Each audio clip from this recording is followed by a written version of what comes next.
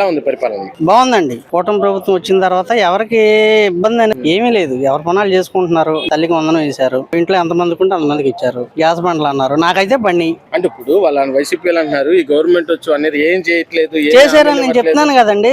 నాకు బండి నాతో పాటు 10 మందికి బండి, ఆ 10 మందికి బండి అనే దానికి కూడా నేనే సాక్ష్యం. ఇక అంతగా నేను చెప్తాను.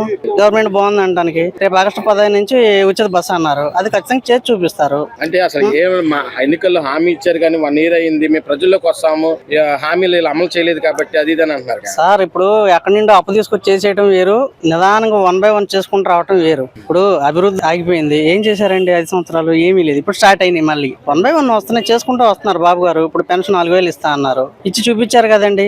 అంతకు ముందు బిఫోర్ నెల కూడా ఇచ్చారు కదండి, మొత్తం 7000 రూపాయలు ఇచ్చారు. ఇచ్చిన వాళ్ళలో ఎంతమంది ఉన్నారండి? మేము కళ్ళతో చూస్తున్నాం కదా.